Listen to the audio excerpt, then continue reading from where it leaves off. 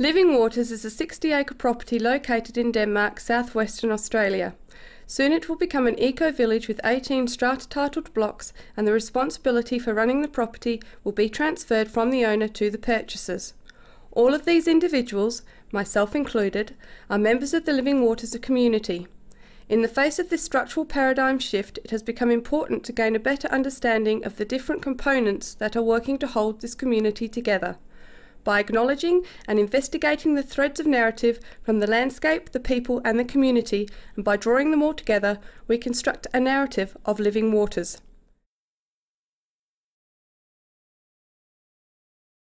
I asked some members how they came to be involved with Living Waters and what kind of house they would like to build here.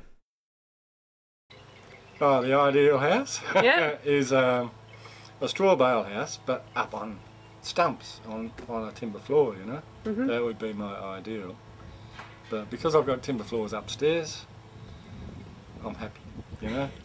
And ideally what I'd like to have here is a pole house. I'm going to have rainwater tanks underneath the house, composting toilet system, grey water system, and utilise the views down across the inlet. A master house with little cottages, or like circular accommodation, yurty type things. So when the kids move out, we can rent them out and have an income for our retirement. This is the house that we're building. We're building it out of recycled jarrah and other stuff, recycled stuff. We're doing it on the cheap. Doing it on the cheap. Mostly stuff we've found on the side of the road in Perth, or stuff we've been given by very generous friends.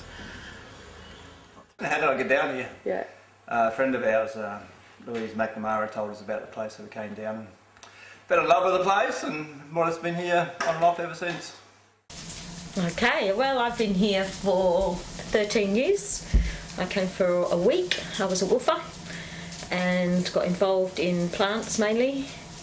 Got a job with the Herb Drive project, which gave me another year, extended my visa, and in that time I got together with Dave, and now I'm here and I'm up to my neck in it, really. And it's all good fun. But it is very weird how I ended up here, because I visited Claire when she was woofing here and stayed in a caravan just sort of behind where you're sitting now, and yeah, she was purely just woofing, and then I went back to England, and it just seems amazing that in 10 years time I'm back here staying in exactly the same place that I stayed initially, except instead of staying in a little pokey caravan now I'm living in a house right here. The landscape of Living Waters reveals the natural environment and our impact upon it.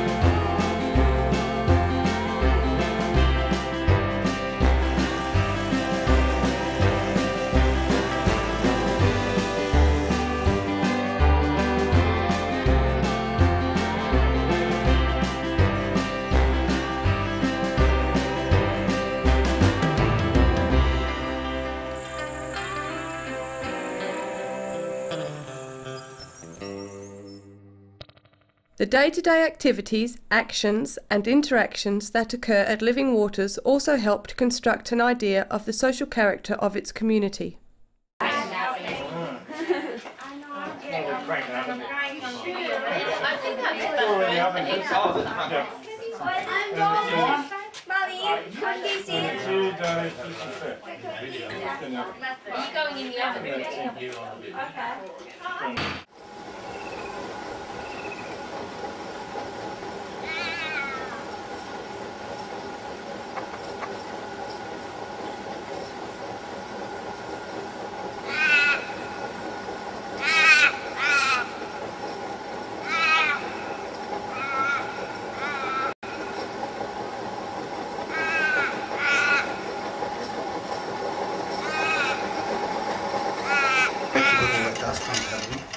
They'll behave much better.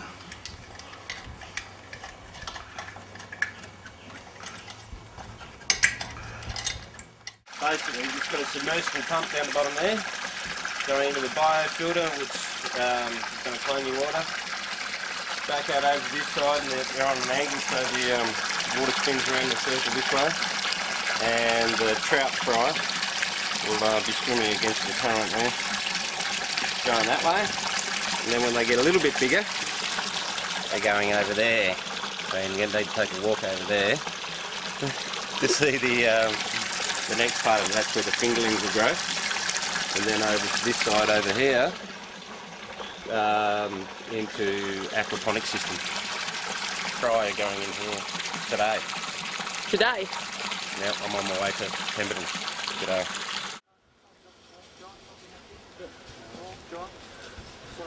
So when? You haven't been reading your Bible, have you? No, it's just the grey hair sort of interchangeable. No, not grey hair, mate. No, grey things.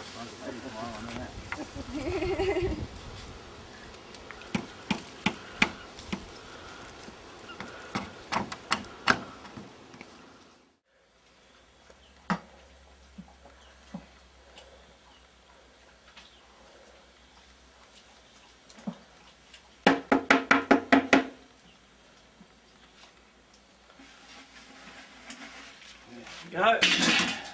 So what was that? Let's just put the gristed grain in. So now it's in there. It's going to be. Oh. So what are you making here, John? You're making porridge. It looks like it, don't it? Hopefully, it's going to be a yummy beer. This is gristed malt. Is this all sterile, this equipment? Oh, for sure.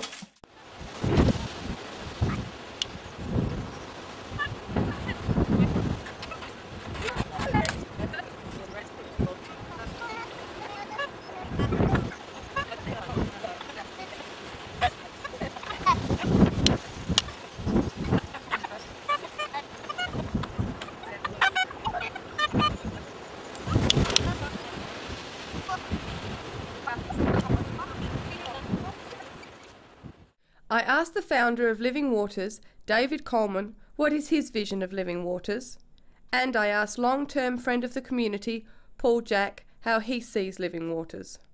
Why am I doing this?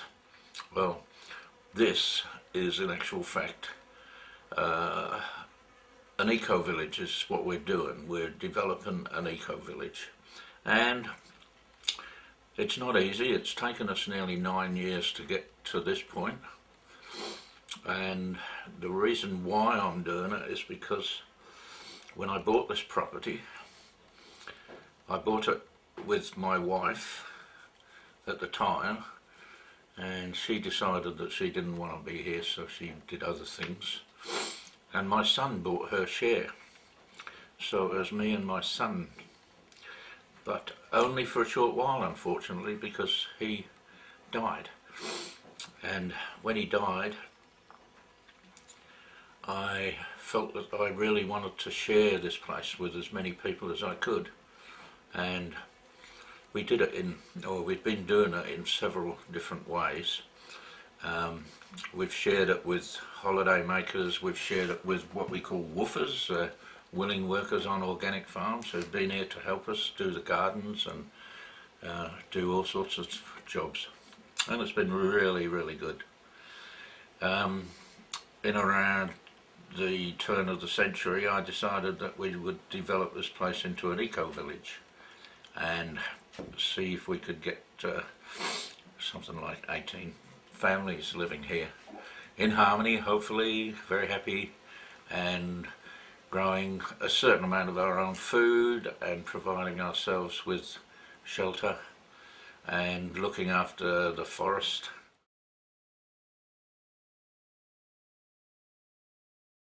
Sure. I see Living Waters as an idea and a dream, and to me the idea and the dream is totally associated with the concepts of permaculture and idealism of how we could live and how we could share resources and all of those sorts of things.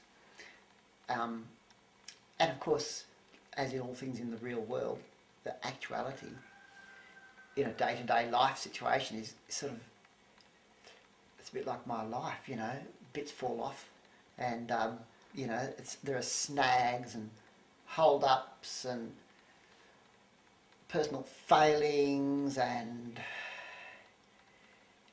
Murphy's Law comes into play quite a lot of the time, you know. Things go wrong. Well, I don't know if wrong's the right word for it. You get your feet tangled up in stuff all the time, you know, and all the time the wonderful idea is out there, like this view that's out there. You can see it, but you can't just get to it, but it's still there.